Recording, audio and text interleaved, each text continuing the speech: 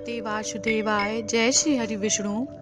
आज हम इस वीडियो में जानेंगे पूजा के दौरान अगर आप भी रोते हैं तो रोने से क्या होता है। अगर आपको अचानक आंसू निकल आते हैं आँखों से, या फिर आप पूजा करने बैठते हैं आपको रोना आ जाता है, तो इससे क्या होता है, ये शुभ है या अशुभ है। तो आज हम इस वीडियो में इसी टॉपिक पर बात करेंगे। चलिए वीडियो को स्टार्ट करते हैं। पूजा के दौरान रोना बहुत पवित्र और स्वाभाविक माना जाता है। यह केवल आंसू नहीं होते बल्कि भक्ति, प्रेम, समर्पण और आत्मा की गहराई का भाव होता है। क्या आप भी पूजा में रोते हैं? बहुत से लोग जब भक्ति में डूब जाते हैं, भगवान से जुड़ाव महसूस करते हैं, तब उनकी आंखों से आंसू अपने आप बहने लगते हैं। यह कमजोरी नहीं है बल्कि आत्मा की ताकत का संकेत है। यह आत्मा की ताकत का संकेत है।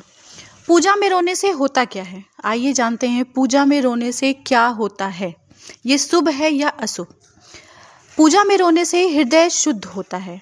अंदर जमा हुआ दुख, पीड़ा, तकलीफ आंसुओं के साथ बहकर बाहर निकल जाता है और मन हल्का और शांत हो जाता है। का गहरा संबंध बनता है।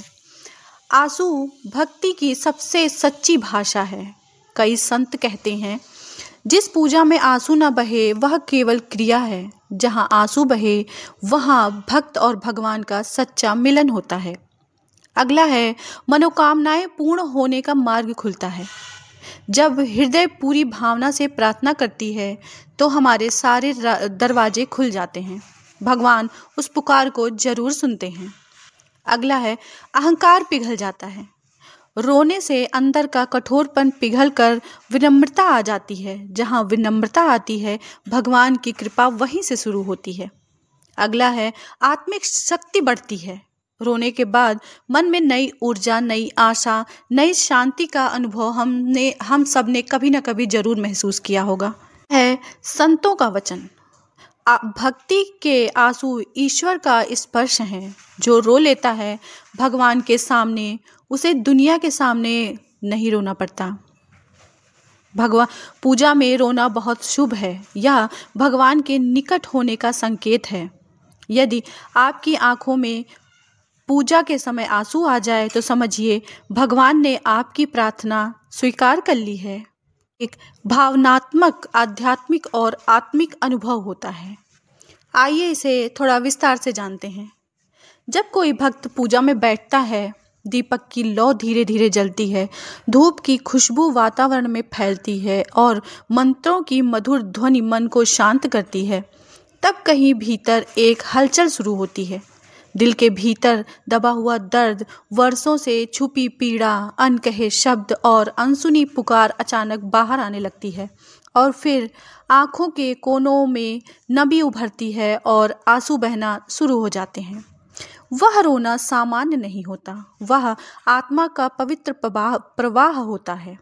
ऐसा लगता है मानो मन के अंदर से टूटकर नहीं बल्कि पिघल कर बह रहा हो। हर आंसू के साथ एक बोझ हल्का होता है। हर सांस के साथ मन और भी निर्मल हो जाता है।